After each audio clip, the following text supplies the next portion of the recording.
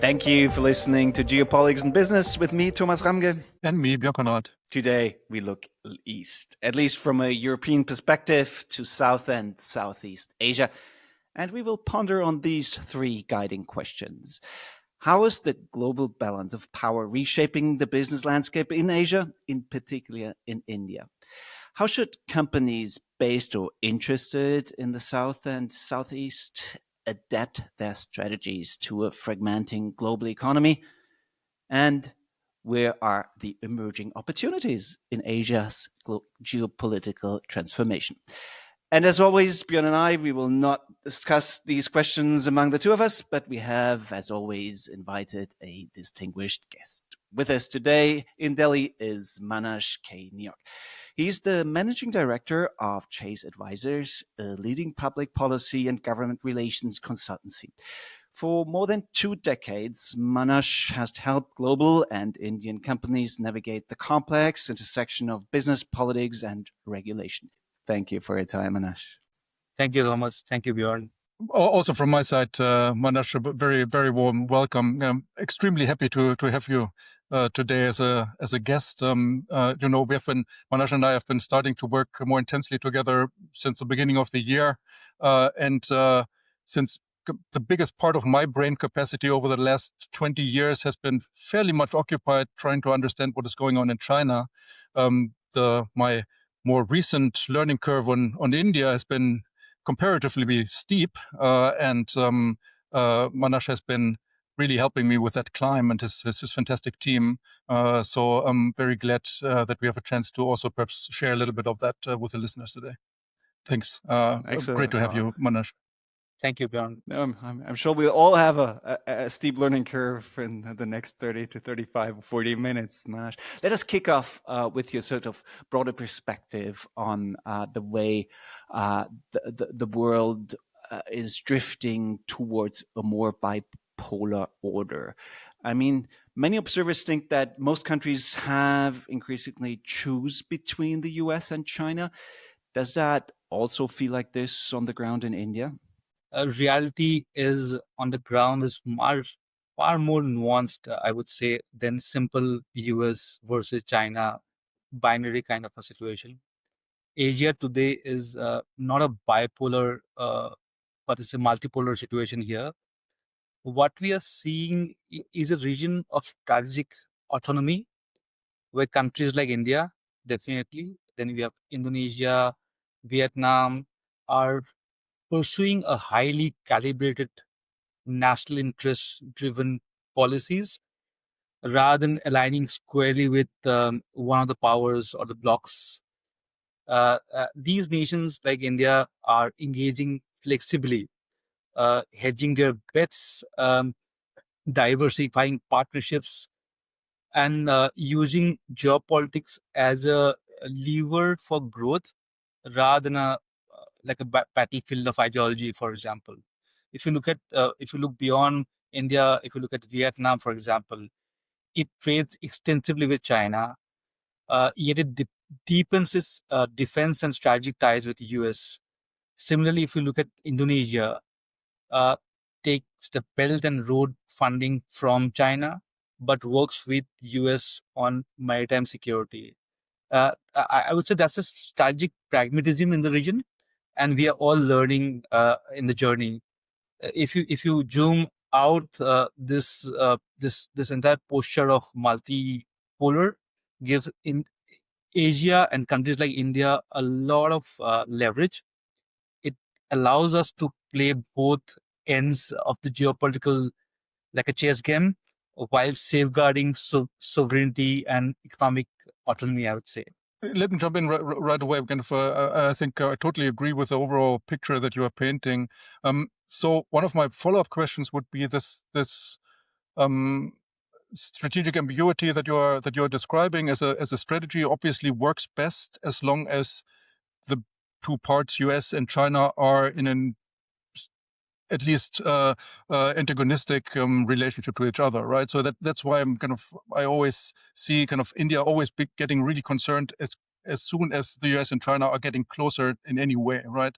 And I actually have no I don't think there's a real danger of those two getting really close anytime soon. But for the short term, right? If you look at the current truce that Presidents Trump and Xi has been seemingly agreed to, is that those kind of dynamics where the U.S. and China at least have temporary ceasefires. Is that something that worries India? Is that, and should it? I think every now and then, and every meets of states of heads are creating new opportunities, also kind of making us learn how to look at the larger global picture. For example, India, we are completely relooking at or repositioning in a changed terrain at the moment. For if you look at the India and their story, we need to find a sweet spot, I would say. From what happened in South Korea, it's a big lesson from China, how they dealt with US, for example, how Beijing played the Trump by using long periods of political stability, quietly strengthening their strengths, widening its area of economic options. I would say this didn't start like in Trump too. The way Beijing has planned, and they had a vision, and they could see what's coming in the Trump first term itself. So this also gives an option on learning for India. The most visible case, I would say, is to kind of look at the multi-alignment strategy. It's basically engaging across ideological divides with a very clear sense of purpose. For example, if you look at the Quad, India is working closely with US, Japan, Australia on the maritime security part of it and the tech security part of it. On the other hand, India remains deeply engaged with the BRICS bloc, advocating for global South priorities alongside China and Russia. I would say this kind of dual strategy is not in today's world. It's not a contradiction. It's a strategy, basically. Similarly, for example, the ASEAN bloc, looking at the FTA, looking at what we can do more, uh, also looking at the new government in Japan, how to have deepening relationship with that. That's how India is looking at. For example, how India is looking at the energy security, how we are managing the crude oil basket for us, for example. Similarly, if you look at the connectivity, the infra, again, it throws a lot of opportunities, like projects which India is doing in Iran, like the Chabad port, or the international north-south transport corridor through Russia and Central Asia, are parts of efforts which India is trying to build, which are alternates to the China Belt Road, for example. So these are opportunities, and it's a very delicate time, and it's a delicate dance, I would say, and not easy, but one which India has to play at the moment. Yeah.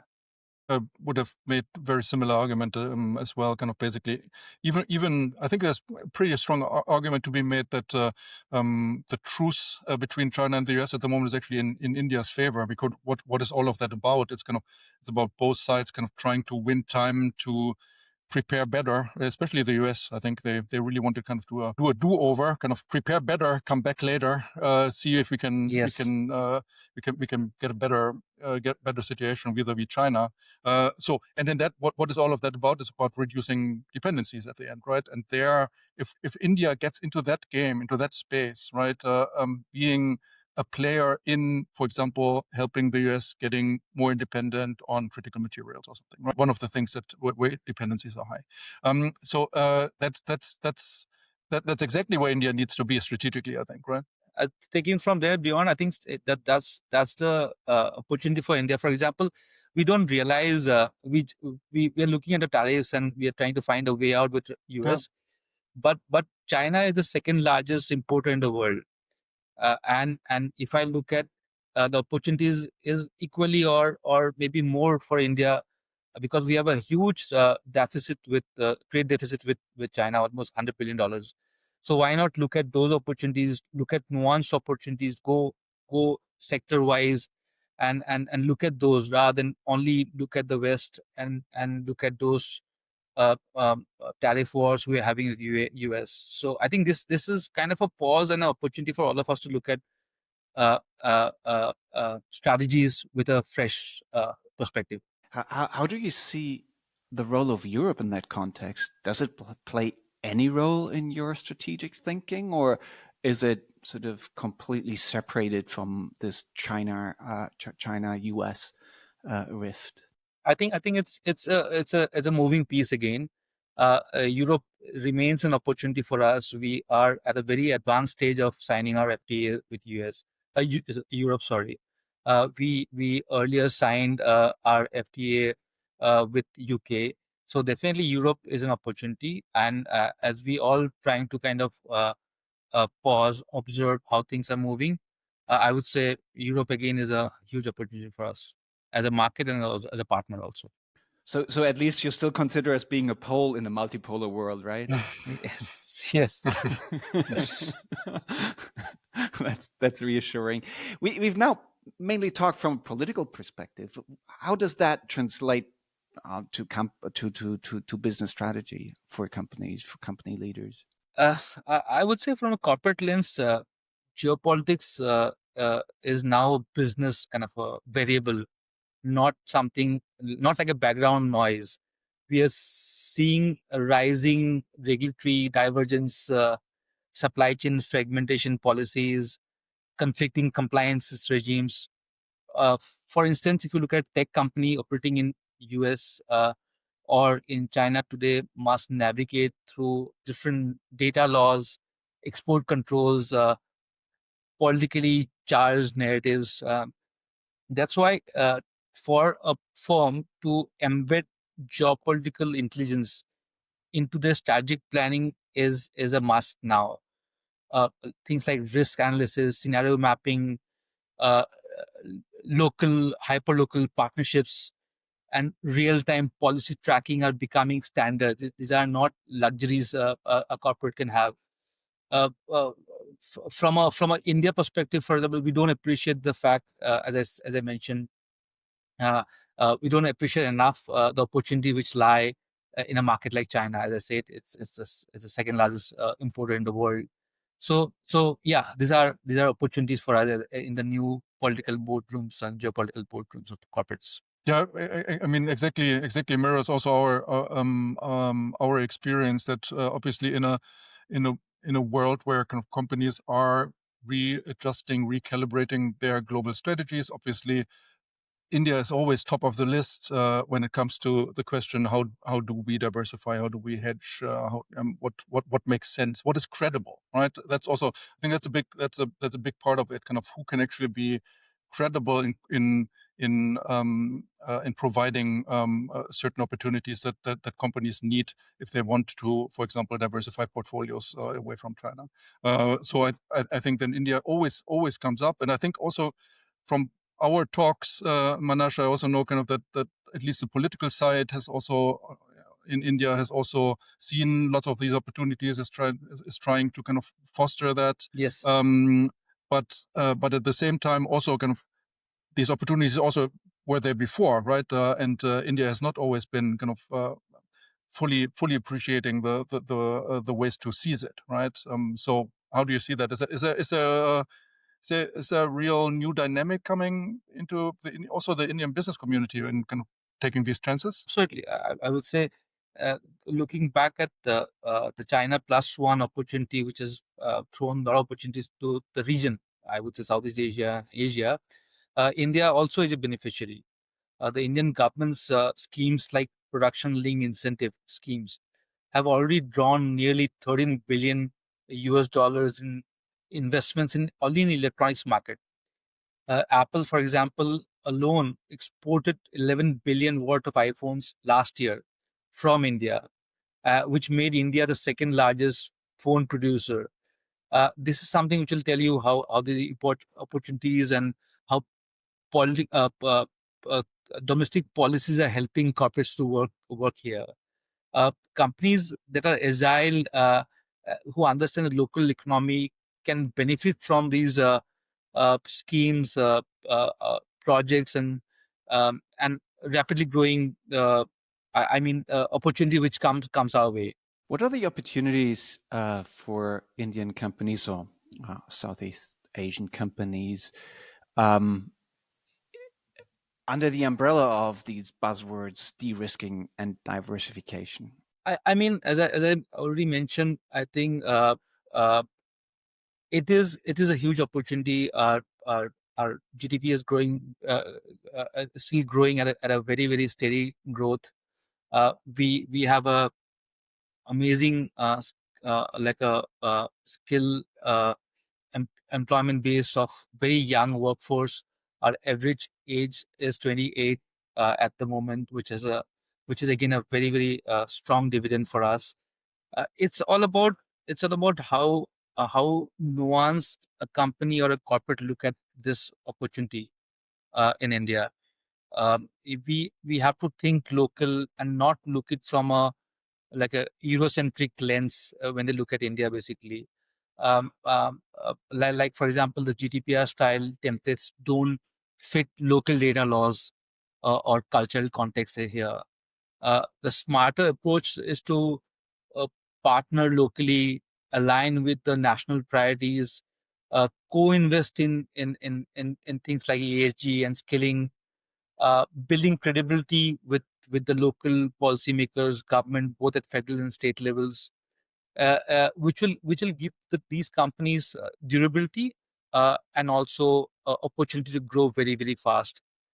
Uh, uh, Also, what includes in this strategy is to kind of local market understanding, to diverse cultural and business practices, uh, which typically corporates underestimate when they come in, basically. So opportunity is huge as in this kind of a new world order where India stands at the moment.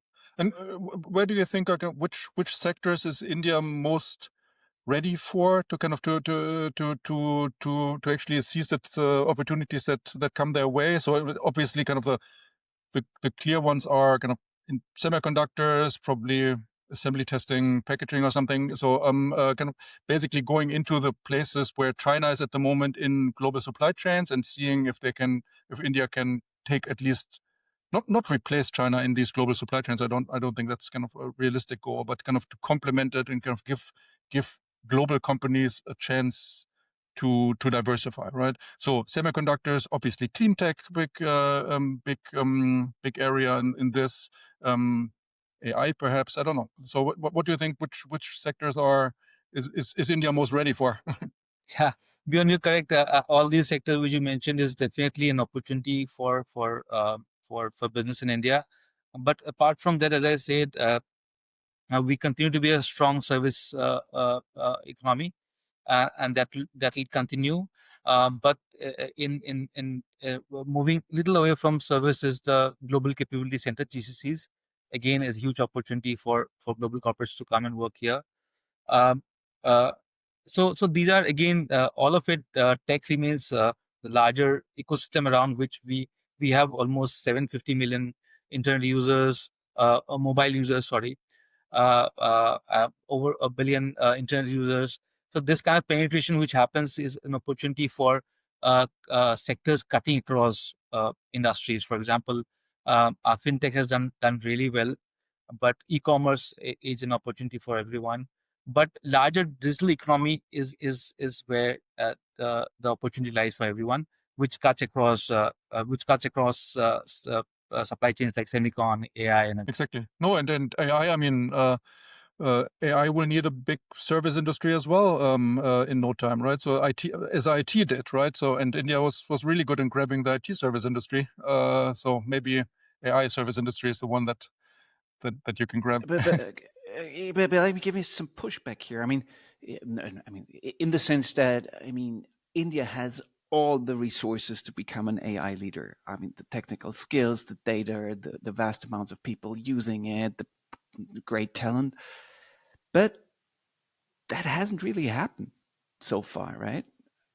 I mean, if you look at the AI startup landscape and so forth, it's India's scoring surprisingly low given all the sort of the resources they have. Sorry, Manash, for being a bit picky here. Yeah, so it's I'm not absolutely ready with the numbers here, but I think, as you correctly said, it's an opportunity which is which we were a little slow to grab. We are coming up with very strong uh, incentives and policies around the AI ecosystem to grow. Till now, I think the India was being used as a like more of a backend knowledge and center for AI development, but we didn't have products like how China and US has on AI. So the commitment from government and industry is to build to invest a lot on R&D and have our own perplexity, have our own chat GPTs and product which are built to kind of help industries across to grow. But yes, you are correct, Thomas, when you say we were not the ones who took the opportunity in the first wave, but definitely as as dynamically the AI opportunity is growing with a lot of caution. Obviously, we can already see what's happening with the markets in US recently. There are a lot of kind of high hopes from AI adoption and investments, but also that leads to a lot of caution and how much we should invest and how we look at AI as the future. But definitely keeping all that constraints in mind, India definitely is on the right track of having the right stakeholders within the government, within industry, also foreign stakeholders to come in and come up with the best possible ecosystem for AI to grow and thrive in India. Right. And what you have just been describing also as a very distinct geopolitical dimension, I think, because when it comes to, let's say, leadership within the global South, which always has been the kind of one of the big competitions between China and India, right? I think one of the most attractive kind of offers that China is making to the global South at the moment is KI ecosystems that are actually obtainable and kind of and suitable for these countries, right? So that would definitely be kind of an interesting game to see if India gets into that race, right? Also in a not for India, not just for India, but also for the broader global South. Yeah. And I mean, a very interesting aspect of that is that basically, I mean, with all this talk about the bifurcation of the IT stack into an American and a Chinese one, I think that's under complex in the sense that India has a lot of elements in the IT stack built by itself, especially for government functions, IT functions, and so forth. So I'm not as sure if that story of choose between an American and Chinese tech stack is as true, or if not, other emerging IT powerhouses like India, or to some extent even Europe, will offer parts of the IT stack that are not totally dependent on either an American or a Chinese one. Does that resonate with you, Manash? Absolutely. I think that's how the world is moving, and I think I will I'll confirm with that. Björn, if your clients or many of the European leaders you talk to look at India right now, what are the opportunities they see? Is it more towards still market opportunities in supply chain issues? Give us the story in the nutshell here, please. No, I think it's all of the above. I think market opportunities is still very much in the center, and India has the growth rates. China is difficult. So where do we go next? Also in terms of market expansion, and then, as I said, India is just kind of the only credible substitute in any way in terms of market size and what you can do. I think everyone is also thinking about, and there I think India is also, or the Indian politics plus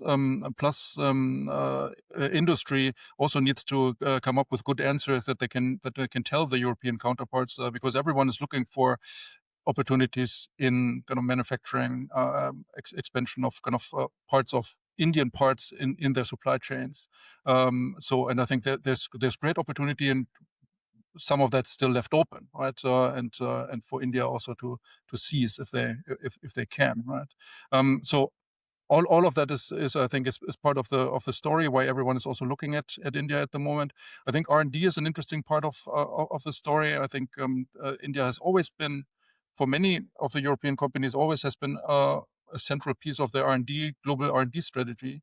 And since that is also as China has been, right? So as this is also shifting in balance, and kind of new choices being made, new calibrations being made, where do we develop what, right? Where do we develop for the Chinese market? Where do we develop for global markets? Do we develop in China for global markets, for example? Big questions. So everyone is recalibrating, and India can play a very good role in that. Also based on what Manash mentioned a couple of times already, which is a big factor, talent base, right? And India obviously has an enormous asset there. So just to add to that, Bjorn, I think to come back to talent, I think we are the country with the highest number of engineers which graduate every year.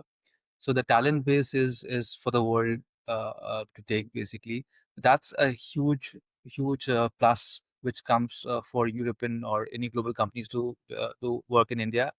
Definitely one more thing which has been a recent kind of a observation you can make from all the different FTAs India are negotiating or have already signed.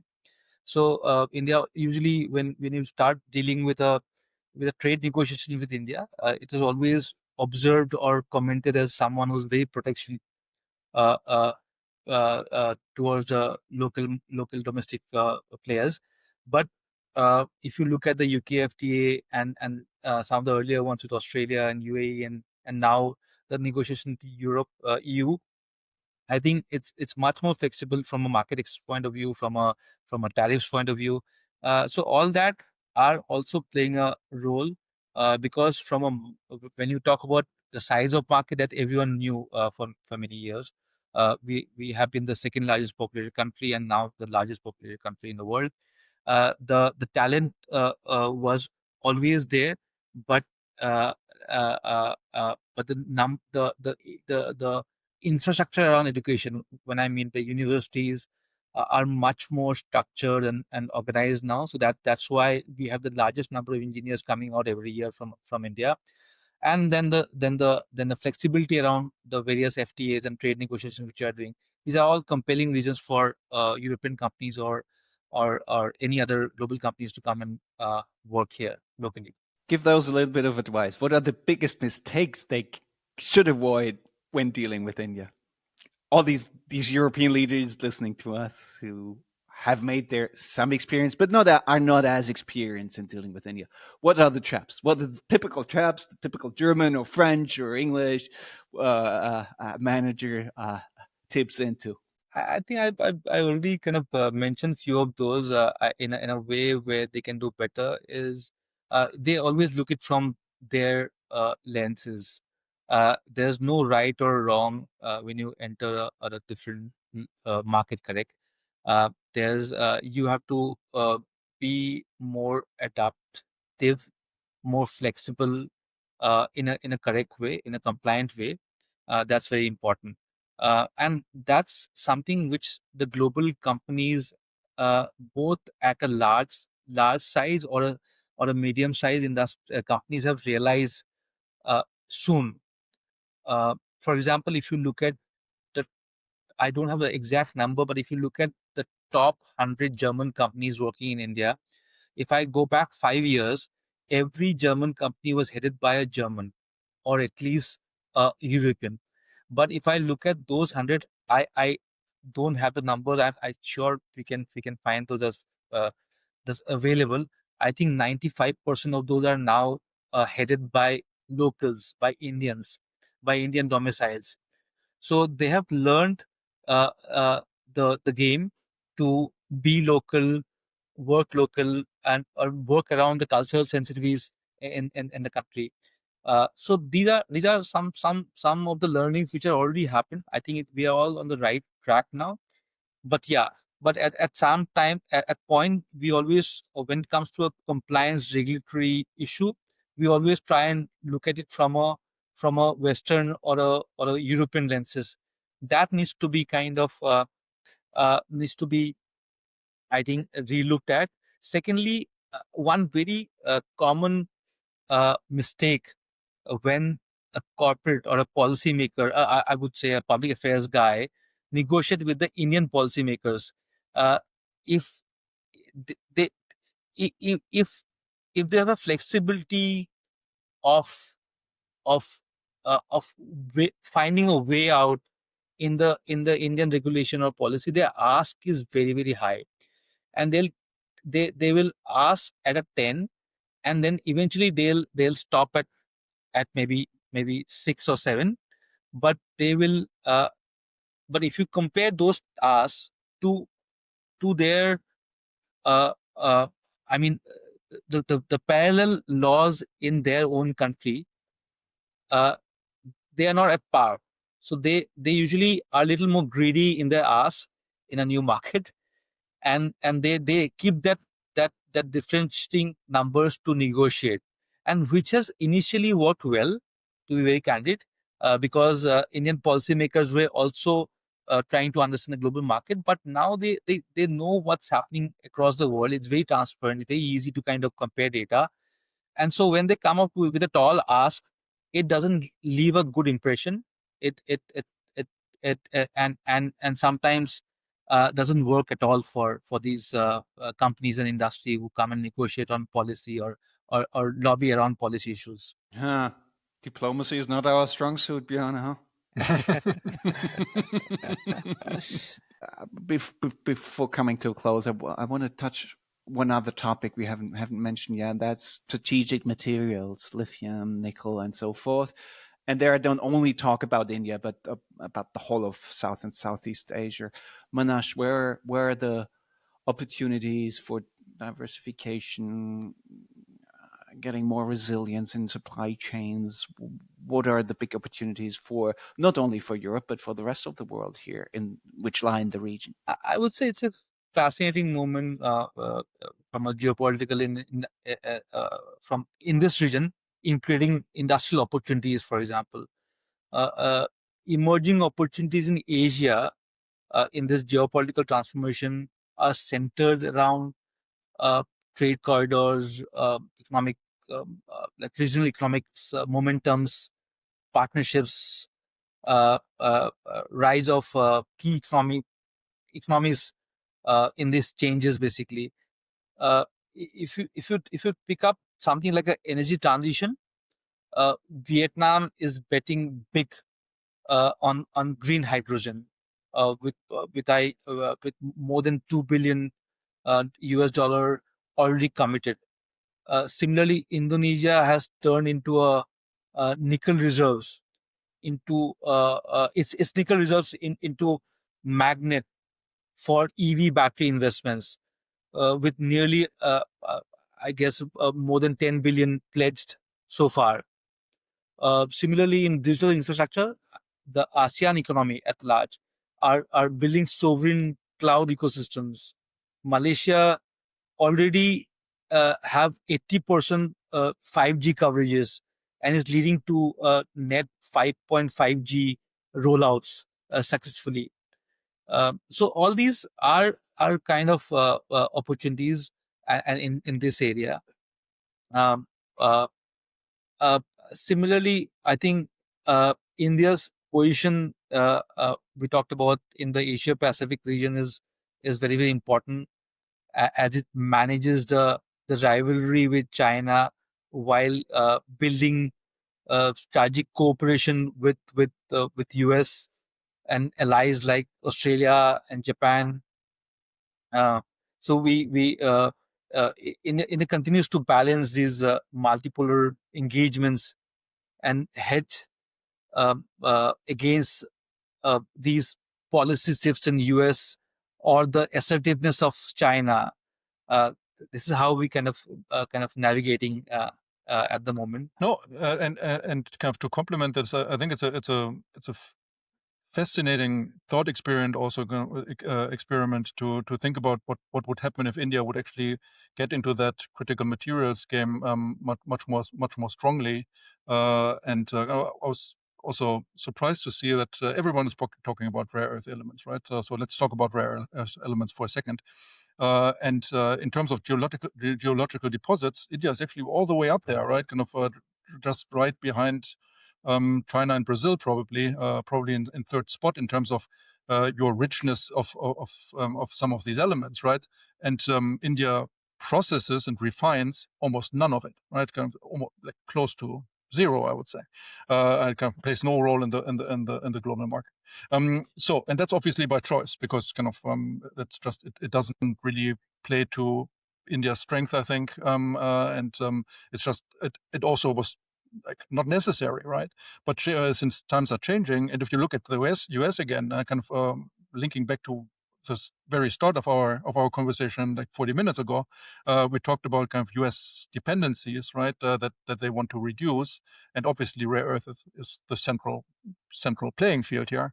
And if India is actually one serious, credible player in reducing U.S. dependencies on Chinese rare earth elements, that would be kind of it's like a no-brainer. It's kind of would be a really kind of a winning hand, right? But obviously, kind of easily said, easy thought experiment, very very hard to do in terms of also processing technology and everything. So that would be that would definitely be a long game for India, but maybe a strategic game worth getting into, right? Because this is not going to go away. Yeah, Manash, that was my question. I mean, how much of a theoretical thought experiment is it, or how much of a plausible future scenario? Do you see any signs that this might become part of the Indian economic strategy? So definitely it's on the table. It's definitely something which we know the strengths lies.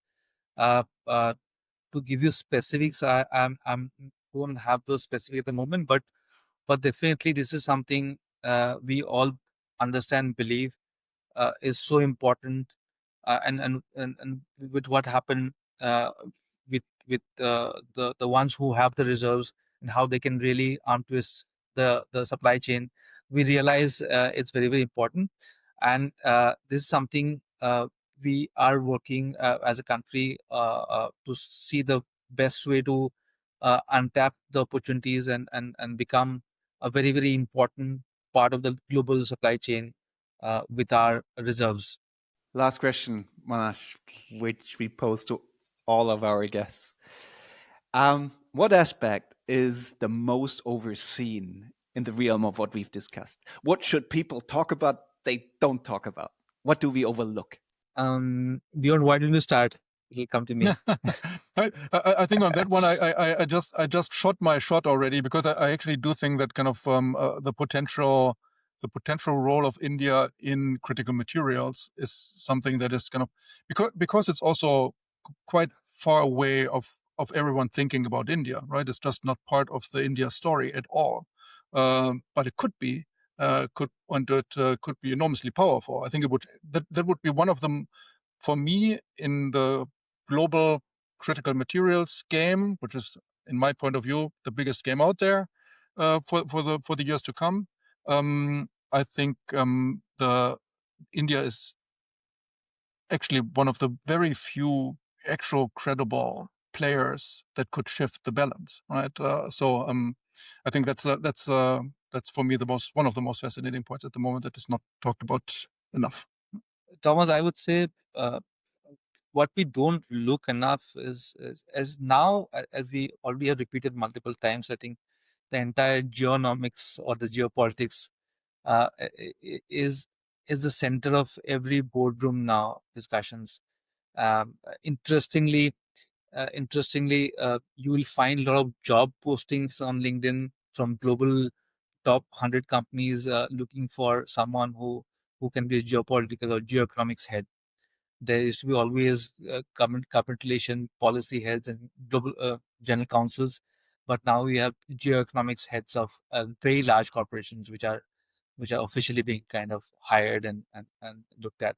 So I think that aspect to kind of put all the dots together and look at it from a very very wide lens is very important. Uh, as we speak, all of us are learning, right, in this larger policy ecosystem, from policymakers to advisors to users. Everyone's learning. I think that has become the new norm. Uh, um, it is not uh, just about what is what we have to offer, but how do we uh, work around the strength and the weakness in the larger geopolitical chessboard is very very important. And I think that that's sooner we accept it is better for all of us. That makes heaps of sense. Thank you, Manash, for this brilliant bird's eye perspective, as well as for heaps of hands-on advice. Thank you. Thank you so much. Thanks, Björn, to you as well as always, and thank you to you, dear listeners and viewers. If you like our podcast, please consider leaving us a review or rating in your podcast app. You can email us at podcast@geo-lytics.com. Björn and I, the two of us, will be back in 4 weeks from now. Until then, stay sane at the crossroads of geopolitics and business.